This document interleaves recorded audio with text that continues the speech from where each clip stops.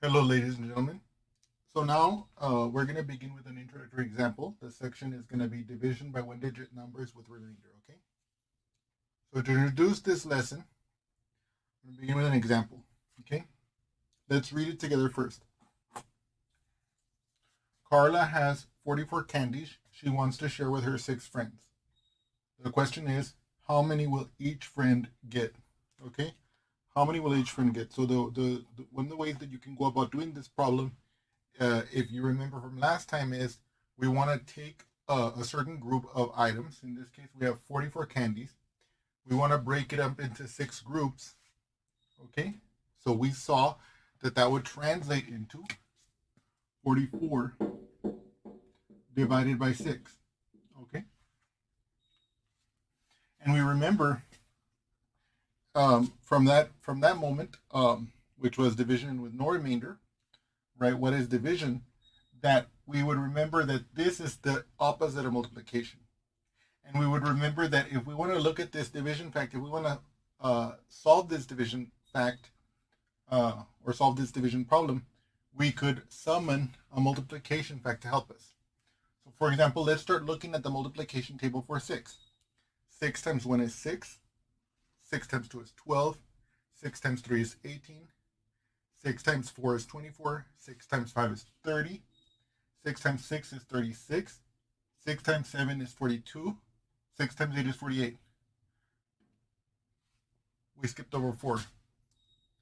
Over 44. So something must be wrong here.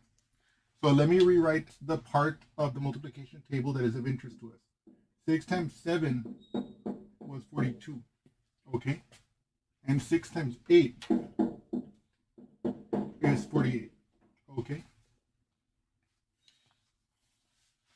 So we're gonna have to make a decision now. Okay? So the way we're gonna resolve a problem like this is that we're gonna say that 44 divided by 6 is gonna be 7. Okay? Remainder 2. Okay? And why is that? Because we know in this case, if we do 6 times 7, we don't get the 44. We get 42, right? Because 6 times 7 is 42. And so to account for the, 42. To account for the 2 that are left to get to 44, we say remainder 2. Okay? And so now let me just say what has happened here. In the previous set of lessons, we looked at division problems that all corresponded with exact values from the multiplication tables. Those were divisions that had no remainder, okay? And in other words, they were perfectly divisible by the numbers we were dividing by. So for example, we saw in the previous lesson that 42 divided by 6 was 7. Why? Because 7 times 6 is 42, right?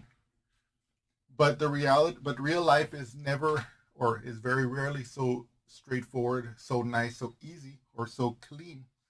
And so we might not have had 42 candies on hand. We might have had 44 candies, and we want to break it up into the 6 people, right?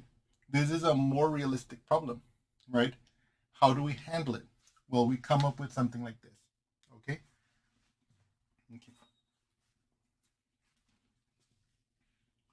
So let me state in words the procedure we're actually following.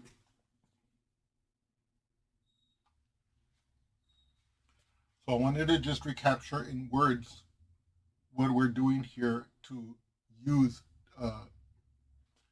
to do a division with a remainder. Now, so let me read this to you guys and show you how this captures. So to find the solution of a division problem, this is exactly the one we have here. For example, we find the multiple of 6 closest to 44 without exceeding 44. Okay? So that's why we made this list here. Of course, when we were doing it first, we did the whole list, 6 times 1, 6 times 2, 6 times 3, etc. And I illustrated these two because these were the closest to 44. I wanted to go closest to 44 without exceeding 44. And then we find the remainder by subtracting that closest multiple from 44.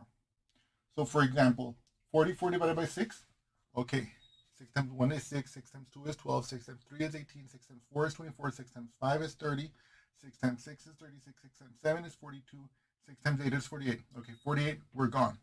So we had to stop with 6 times 7. 6 times 7, 42, is the closest multiple to 44, the closest multiple of 6 to 44, that has not exceeded 44. And then, so that's how we found out that it was 7. And then we find the remainder by subtracting the multiple, in this case, that 42, that closest multiple, right, from the 44. So what is 44 minus 42? That's the remainder. Okay? Let me just restate something. If you if there is no remainder, then we recover what we were doing in the last playlist, right? You see that if this had been let's say 42 divided by 42 divided by 7, for example, we can follow the same procedure. You just replace in this paragraph the 44 with the 42 and the 6 with the 7. We find the biggest multiple of 7 to 42 in that case without exceeding it. What are they? Well, let's do it together. 7 times 1 is 7, 7 times 2 is 14, 7 times 3 is 21, 7 times 4 is 28, 7 times 5 is 35, 7 times 6 is 42. Okay, so I've reached it now. In this case, I find that it's going to be 6.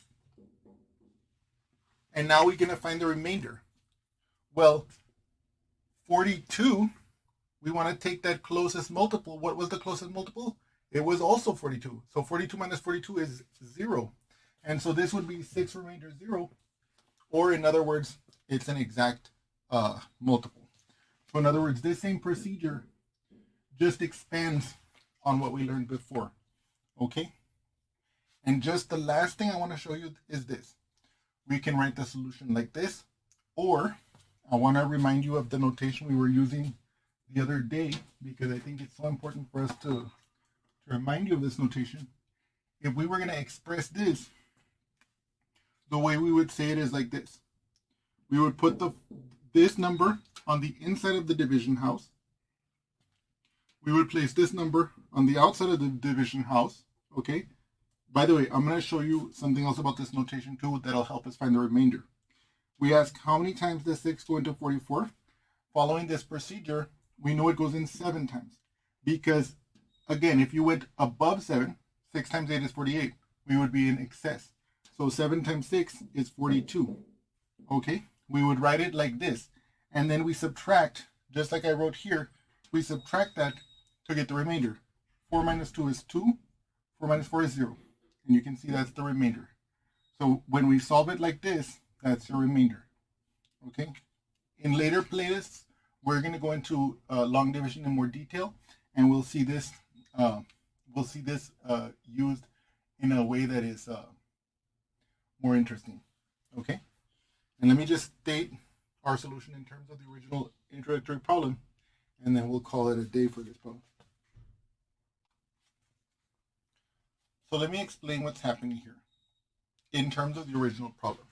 In terms of the original problem, Karla had 44 candies that she wanted to share with her friends, with her 6 friends. And we wanted to know how many candies will each friend get. Well, if you look at this here,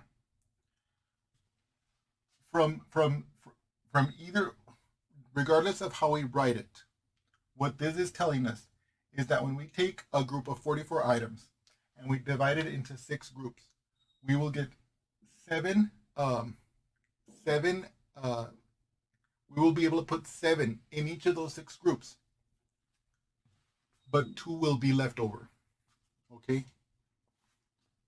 That's the way you can interpret it in this problem.